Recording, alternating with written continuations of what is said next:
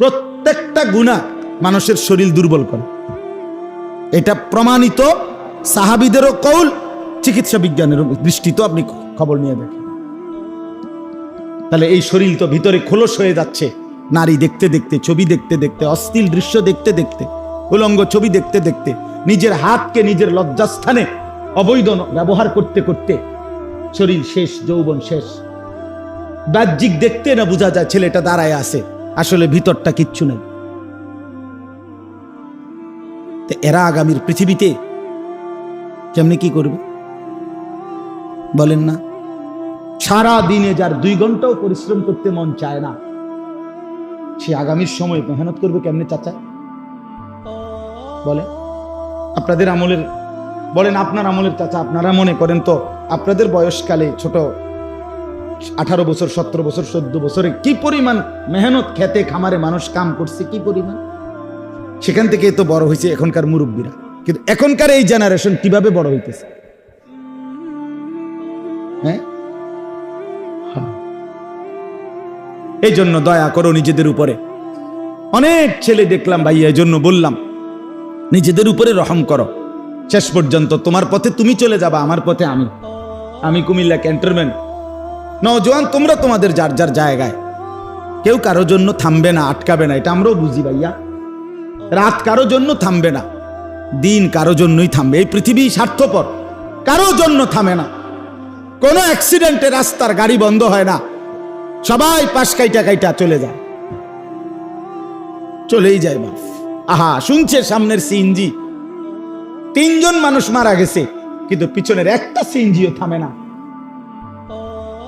স্বার্থপরের মতো পাশে দিয়ে চলেই যায়। কেউ থামে না, কেউ থামে না দোস্ত আমার। আমি নিজ চোখে দেখছি, ওই বিজরা একবার রাতের 2টা-2:30টার দিকে একটা যুবক মোটরসাইকেল অ্যাক্সিডেন্ট করে একবারে মানে কুড়া কুড়া হয়ে গেছে, টুকরা টুকরা হয়ে গেছে, একটা মানুষ দাঁড়ায় নাই, সব পাশ দিয়ে চলে গেছে। দুনিয়া স্বার্থপর দুনিয়া, তোমার জন্য কেউ থামবে না। বন্ধু নামের এই দুষ্টরা যারা তোমার দিবানিশি উলঙ্গ ছবি আর নর্তকীর নাচ আর জিনা ব্যভিচার আর অশ্লীল কথাবার্তা শিখাইছে, দেখাইছে, তুমি হারিয়ে গেলে, চলে গেলে, এরা একদিনও তাদের কোনো কিছু বন্ধ রাখবে না। ধোঁকা, এটা ধোঁকার দুনিয়া। আল্লাহ বলছে দুনিয়া ধোঁকা, দুনিয়া তামাশা, দুনিয়া খেলাধুলা, দুনিয়া বাইতুল আনকাবুত, মাকড়সার ঘর। কোরআনে আল্লাহ বলছে দুনিয়া হলো কিসের ঘর? লাবাইতুল আনকাবুত, ইন্না আওহানাল বুয়ুত লাবাইতুল আনকাবুত।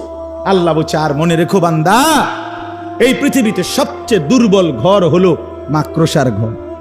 যেটা 6 মাসের বাচ্চাও যদি হাত দেয়, মাকড়সার ঘর সাজানো, হ্যাঁ ঘর, মাকড়সার ঘর বোঝেন না? এটা কি হয়ে যাবে? ছোট্ট বাচ্চাও যদি হাত দেয়। হায় নওজোয়ান, চেহারা দেখলেই বোঝা যায় সারাদিনে নামাজ পড়ো নাই। অনেক ছেলে বন্ধু আমার চেহারা চিনলেই বোঝা যায় 1 ওয়াক্ত নামাজ তোমার কপালে নেই। হায় রে মুসলমানের বাচ্চা, কেমনে মুসলমান হইল?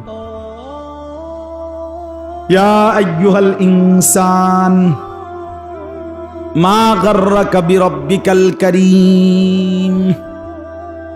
রব্বুল আলামিন বলেন, হে মানুষ, আমার মতো দয়ালু মেহেরবান মালিককে কেমনে ভুলে গেলা? এতটা দয়ালু মালিক আমি আল্লাহর চাইতে তুমি আর কাকে পেলা, যাকে পেয়ে আমার মতো দয়ালু মুনিবকে ছেড়ে দিলা? মা গাররাক, এত বড় আসমান যিনি দিলাম, এত বড় জমিন যিনি দিলাম, আজকের সূর্য চন্দ্র আলো বাতাস রোদ বৃষ্টি সব কিছু যেই মালিক আমি আল্লাহ দিলাম, আমার চাইতে উত্তম তুমি কাকে পেলা, যাকে পেয়ে তুমি আমার মতো মনিব ছেড়ে দিলা? বলেন বলেন বাপ, আল্লাহকে কেন ছেড়ে দিলেন? যাদের ঘরে প্রতিদিন রঙিন টেলিভিশন চলে, কাকে খুশি করছেন?